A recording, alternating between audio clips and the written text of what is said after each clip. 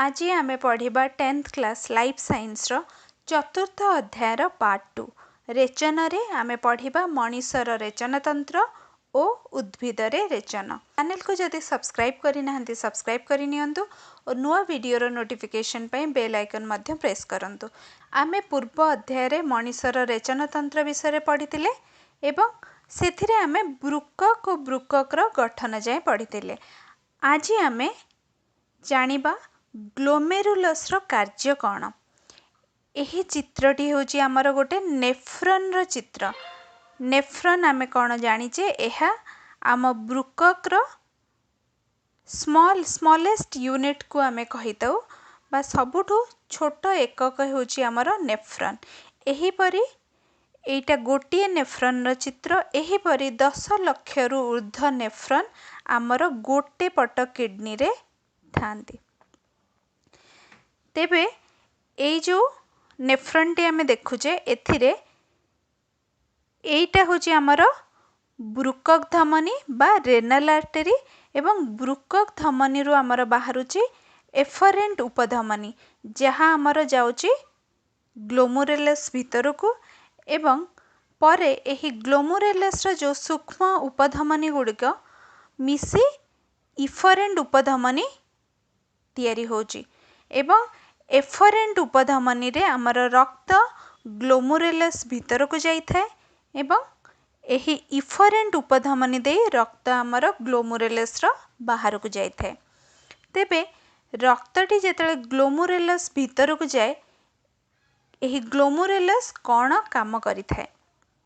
एही glomerulus T आमर एक छणा परि कार्य करि थाए। छणा जेपरि आमे चा बनेला बेले चा छणा रे आमे चा छाणुचे सेही परि एही ग्लोमेरुलस टी आमर रक्त को छाणी थाए। माने रक्त रे आमर विभिन्न प्रकार उपादान रही थाए जेप्ति आमर ब्लड वेसल्स रहउची बा जहा को आमे रक्त कणिका कहूचे एवं सेथिरे किछि बड़ अणु विशिष्ट प्रोटीन रहउची एवं सेथिरे जल glucose amino acid urea uric acid यही सब उपादान मध्य रहउची। तेबे ग्लोमेरुलस टी कौन करूची ग्लोमेरुलस मध्य देई रक्त कणिका एवं बड़ अणु विशिष्ट प्रोटीन छाणी होई पारे नाही। माने जो ग्लोमेरुलस टी आमर गोटे छणा परिका कार्य करे एहा कौन करे एहा देई रक्त कणिका एवं प्रोटीन जो थाए बड़ बड़ अणु विशिष्ट प्रोटीन एहा छाणी होई पारे नाही। ताहले कौन कौन छाणी होई पारे आमर जल छाणी होई पारे माने रक्त रे जदि किछि जल अछि ग्लूकोज अछि एमिनो एसिड अछि किंबा यूरिया अछि किंबा यूरिक एसिड क्रिएटिनिन सोडियम एवं पोटेशियम क्लोराइड एही सब जिनिस आमर ग्लोमेरुलस दे छाणी होई ब्रुककीय नलिका भीतर को आसी थाए। ब्रुककीय नलिका होचे आमर ए जो ट्यूब टी ए जो पूरा ट्यूब टी आमर होची ब्रुककीय नलिका माने ए पीसीटी डीसीटी एवं हेनलेस लूप ए तीनिटा को आमे मिसई की कहूचे ब्रुककीय नलिका। ठीक अछि ताले ग्लोमेरुलस रा हमर प्रथम कामटी कौन हला एहा एक रक्त छणा परि कार्य करूची बा फिल्टरेशन करूची जहा को हमें परिश्रवण बोली कहिताउ। परे कौन हुए एही जो जिनिस गुड़िक छाणी होई हमर ब्रुककीय नलिका भीतर को आसी थाए एथिरु किछि उपादान गुड़िक जेपरि हमर ग्लूकोज एमिनो एसिड एई गुड़िक आम शरीर रे उपकारी बा शरीर रे उपयोग होइताए। तेणु करी एही उपादान गुड़िक निष्कासित न होई ब्रुककीय नलिकारु पुनः शोषित होइताए काहाकू कैसिक नलिका भितरु माने ए ट्यूब रु हमर ए कैसिक नलिका भितरु को पुनः शोषण होई जाए। माने जो हमर ग्लोमेरुलस रे छाणी होई आसिला एहा ग्लूकोज एवं एमिनो एसिड परि उपयोगी उपादान जहाँ आम शरीर रे उपयोग होइताए एहा आमर ब्रुककीय नलिकारु आसिला शोषण होई काहा भीतर को आमर कैसिक रक्तनली भीतर को एवं एही प्रोसेस को कुहा जाय पुनः शोषण बा रीअब्जॉर्प्शन। तेबे एही पूरा प्रोसेस को आमे कहि परिबा धर यूरिन आमर किपरि शरीर रे तयारी होची। प्रथम स्टेप टी होची ग्लोमेरुलस द्वारा फिल्टरेशन एवं द्वितीय स्टेप रे हमर हैला पुनः शोषण। तेबे ए कैसिक रक्तनली गुड़िक मिसी ବୃକକୀୟ ଶିରାରେ ପରିଣତ ହୁଅନ୍ତି। ଦେଖ ଏଇ କୈଶିକୀୟ ନଳୀଗୁଡ଼ିକ ଶେଷରେ ଆମର ହେଉଛି ବୃକକର ଶିରା। ମାନେ ପ୍ରଥମେ ବୃକକ ଧମନୀରୁ ଆରମ୍ଭ ହେଉଛି, ଏହା ଏଫରେଣ୍ଟ ଉପଧମନୀ ହେଉଛି ଏବଂ ପରେ ଏଇ ଏଫରେଣ୍ଟ ଉପଧମନୀଟି ଛୋଟ ଛୋଟ ସୂକ୍ଷ୍ମ ଉପଧମନୀରେ ହେଉଛି, ଯାହାକୁ ଆମେ ଗ୍ଲୋମୁରୁଲସ୍ କହୁଛେ। ଏବଂ ପରେ ଏଇ ଗ୍ଲୋମୁରୁଲସରେ ଯେଉଁ ସୂକ୍ଷ୍ମ ଉପଧମନୀ ଗୁଡ଼ିକ ମିଶି ହେଉଛନ୍ତି ଇଫରେଣ୍ଟ ଉପଧମନୀ ଏବଂ ଏ ଇଫରେଣ୍ଟ ଉପଧମନୀ ଯାଇ ମିଶୁଛି ଆମର ବୃକକର ଶିରା ସହିତ। ତେବେ ଗ୍ଲୋମୁରୁଲସରେ ଆମେ ପ୍ରଥମେ ଜାଣିଲେ ଫିଲ୍ଟରେସନ୍, ଦ୍ୱିତୀୟରେ ଜାଣିଲେ ରିଆବଜର୍ପସନ୍। ରିଆବଜର୍ପସନ୍ କାହାର ହେଉଛି? ଆମର ଯେଉଁ ଛାଣି ହୋଇ ଆସିଲା ଗ୍ଲୁକୋଜ୍ ଏବଂ ଆମିନୋ ଏସିଡ୍। ନେକ୍ସଟ ଆମର ହେଉଛି କ୍ଷରଣ ବା ସିକ୍ରେସନ୍। ସେଥିରେ କ'ଣ ହେଉଛି, ଆମର ଯେଉଁ ବୃକକର ନଳିକା ରହୁଛି ଏମାନେ କ'ଣ କରୁଛନ୍ତି, ବିଭିନ୍ନ ଅଣୁ କ୍ଷରଣ କରନ୍ତି, ଯାହା ଆମର ୟୁରିନ୍ ଭିତରକୁ ଯାଇଥାଏ ଓ ୟୁରିନ୍ର ଲବଣର ପରିମାଣକୁ ଏହା ସନ୍ତୁଳନ କରିଥାଏ। ମାନେ ଏହି କ୍ଷରଣ ପ୍ରୋସେସରେ କ'ଣ ହୁଏ, ଆମର ବୃକକର ନଳିକାଟି ବିଭିନ୍ନ ଅଣୁ କ୍ଷରଣ କରିଥାଏ ଏବଂ ଏହି ଅଣୁ ଆମର କ'ଣ କରିଥାଏ, ୟୁରିନ୍ ମଧ୍ୟକୁ ଯାଇ ୟୁରିନ୍ର ଲବଣର ପରିମାଣକୁ ସନ୍ତୁଳନ କରିଥାଏ। ଏବଂ ଶେଷ ପ୍ରୋସେସଟି ହେଉଛି ଏକ୍ସକ୍ରିଏସନ୍ ବା ନିଷ୍କାସନ। ଆମର ଯେଉଁ ଶେଷରେ ୟୁରିନ୍ଟି ନିଷ୍କାସନ ହେଉଛି, ୟୁରିନ୍ରେ ମୁଖ୍ୟତଃ ଥାଏ ଜଳ, ୟୁରିଆ, ଅଳ୍ପ ପରିମାଣରେ ଥାଏ ୟୁରିକ୍ ଏସିଡ୍, କ୍ରିଏଟିନିନ୍ ମଧ୍ୟ ଥାଏ ଏବଂ ବିଭିନ୍ନ ଲବଣ ଯେପରି ସୋଡ଼ିୟମ୍ କ୍ଲୋରାଇଡ଼୍ ଓ ପଟାସିୟମ୍ କ୍ଲୋରାଇଡ଼୍ ଏହା ଥାଏ। ଏବଂ ଆମ ମୂତ୍ରର କଲର୍ଟି ଦେଖିବା ଈଷତ୍ ହଳଦିଆ, ମାନେ ସ୍ଲାଇଟଲି ୟେଲୋ, କାହିଁକି ନା ଏଥିରେ ୟୁରୋକ୍ରୋମ୍ ବୋଲି ଗୋଟେ ଜିନିଷ ରହିଛି। ତେବେ ସୁସ୍ଥ ଲୋକଙ୍କର ୟୁରିନ୍ରେ ଆମର ଗ୍ଲୁକୋଜ୍ ଏବଂ ପ୍ରୋଟିନ୍ ବା ରକ୍ତକଣିକା ଏଇ ତିନୋଟି ଜିନିଷ ଦେଖାଯାଏ ନାହିଁ। କାରଣ ଆମେ ଜାଣିଲେ ପ୍ରଥମରେ ରକ୍ତକଣିକାଟି ଛାଣି ହିଁ ହୁଏନି, ଏହା ଗ୍ଲୋମୁରୁଲସ୍ ଭିତରେ ରୁହେ ଏବଂ ଗ୍ଲୁକୋଜ୍ ଏବଂ ପ୍ରୋଟିନ୍ ଏହା ଯେଉଁ ଛାଣି ହୋଇଥାଏ, କିନ୍ତୁ ଏହା ପୁନଃ ଶୋଷିତ ହୋଇଯାଏ ଆମର କୈଶିକ ରକ୍ତନଳୀ ଦ୍ୱାରା।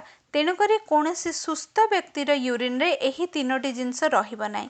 ଯଦି ଗୋଟେ ବ୍ୟକ୍ତିର ୟୁରିନ୍ରେ ଏହି ତିନୋଟି ଜିନିଷ ଦେଖାଯାଉଛି, ତାହେଲେ ଏହା ରୋଗର ସୂଚନା ବୋଲି ଆମେ ମାନିପାରିବା।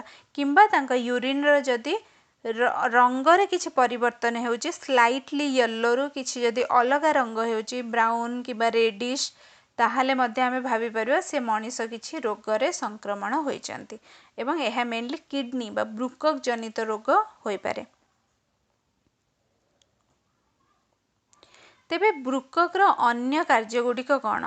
ପ୍ରଥମେ ତ ଆମେ ଜାଣିଲେ ବୃକକର ମେନ୍ କାର୍ଯ୍ୟ ହେଉଛି ମାନେ ଆମର ୟୁରିନ୍ ତିଆରି କରିବା ଏବଂ ଏଥିପାଇଁ ଆମର 4ଟି ପ୍ରୋସେସ୍ ରହୁଛି: ପରିସ୍ରବଣ ବା ଫିଲ୍ଟରେସନ୍, ତାପରେ ପୁନଃ ଶୋଷଣ, ତାପରେ ସିକ୍ରେସନ୍ ଏବଂ ଶେଷରେ ହେଲେ ଏକ୍ସକ୍ରିଏସନ୍।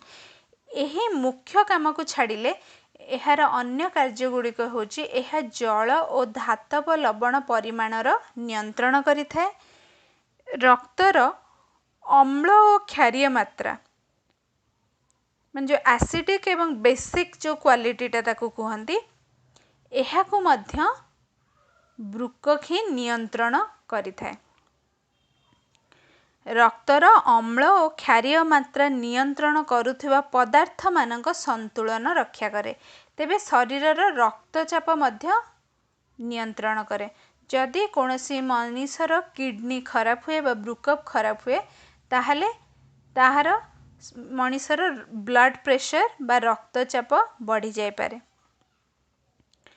ଏବଂ ଏରିଥ୍ରୋପାଇଟିନ୍ ନାମକ ହର୍ମୋନ୍ କ୍ଷରଣ କରି ଲୋହିତ ରକ୍ତକଣିକା ତିଆରି କରିବାରେ ମଧ୍ୟ ସାହାଯ୍ୟ କରେ। ମାନେ ବୃକକରେ ଆମର ଏହି ହର୍ମୋନ୍ଟି ଏରିଥ୍ରୋପୋଏଟିନ୍ ନାମକ ହର୍ମୋନ୍ଟି ସିକ୍ରେଟ୍ ହୁଏ ଏବଂ ଏହି ହର୍ମୋନ୍ଟି କ'ଣ କରେ? ଏହି ହର୍ମୋନ୍ଟି ଆମର ଲୋହିତ ରକ୍ତକଣିକା ବା ଯେଉଁଟା RBC ରେଡ୍ ବ୍ଲଡ଼ ସେଲ୍, ଏହା ତିଆରି କରିବାରେ ସାହାଯ୍ୟ କରେ। ତେବେ ଶରୀରର ଅନ୍ୟ ରେଚନ ଅଙ୍ଗ ଗୁଡ଼ିକ କ'ଣ? ଆମେ ଜାଣିଲେ ଆମର ମୁଖ୍ୟ ରେଚନ ଅଙ୍ଗଟି ହେଉଛି ବୃକକ। ଏହା ଛଡ଼ା ଅନ୍ୟ ରେଚନ ଅଙ୍ଗ ଗୁଡ଼ିକ ହେଉଛନ୍ତି, ପ୍ରଥମଟି ହେଲା ଫୁସ୍ଫୁସ୍। ଫୁସ୍ଫୁସ୍ରେ ଆମେ ଅଙ୍ଗାରକାମ୍ଳ ଓ ଜଳ ଛାଡ଼ିଥାଉ। ତେବେ ଅଙ୍ଗାରକାମ୍ଳ ଏବଂ ଜଳ ଆମର କେଉଁଠୁ ବାହାରିଥାଏ? आमे जो श्वसन प्रक्रिया करुचु सेथिरे आमर अंगारकाम्ल और जल बाहरी थाए। श्वसन प्रक्रिया मध्य एक चयापचयर प्रक्रिया। यही प्रक्रिया रे आमर आमे जानिचे ग्लूकोज और अम्लजान मिसी दिए अंगारकाम्ल एवं जल। ये जो अंगारकाम्ल बाहर यह फुसफुस मध्य दे बाहर को जाई थाए। जेहेतु अंगारकाम्ल एवं एक्सेस जल शरीर रे वर्ज्य वस्तु बा वेस्ट मटेरियल, तेणुकरी यह आम शरीर रु बाहर को जावा दरकार एवं यह फुसफुस दे बाहर को जाई थाए। तेणुकरी शरीर रे फुसफुस एक रेचन अंग परी काम करे। सेही परी आम ब्लड रु एक्सेस जल बा लवण और किछि मात्रा रे यूरिया आमर स्किन दे बा चर्म दे बाहरी थाए। आम चर्म रे स्वेद ग्रंथि थाए बा स्वेट ग्लैंड आमे ताकू कहिताउ। स्वेट ग्लैंड, ए स्वेट ग्लैंड दे आमर झाल बाहरे। सेही झाल रे आमर एक्सेस जल क्षय हुए। लवण किछि मात्रा रे सॉल्ट मध्य बाहर को जाई थाए। तेणुकरी झालटी लुणिया लगे एवं किछि मात्रा रे यूरिया मध्य बाहरी थाए। एवं तृतीय रेचन अंगटी आमर यकृत बा लिवर। लिवर आमर कौन करे, आमे जो प्रोटीन खाई थाउ ए प्रोटीन रो चयापचय प्रक्रिया रे आमर बाहरे एमोनिया एवं यह केउठारे बाहरी थाए यकृतरे। यकृतरे प्रोटीन रो चयापचय प्रक्रिया रो एमोनिया बाहरी थाए एवं ए एमोनियाटी गोटे वर्ज्य वस्तु, कारण यह आम शरीर रे क्षति करे। तेणुकरी एमोनियाटी परे यूरिया रे कन्वर्ट होई आम शरीर रु ब्रुकक दे एवं परे आमर यूरिन रे शरीर रु निष्कासन हो जाए। यह छड़ा आमे जो औषध खाऊचे बा किछि विटामिन खाऊचे तो एक्सेस विटामिन बा अत्यधिक विटामिन और औषधर किछि अवशेष यह मध्य आमर यूरिन दे देहरु बाहरी जाए। शेषरे आमे पढ़िबा उद्भिद रे रेचन।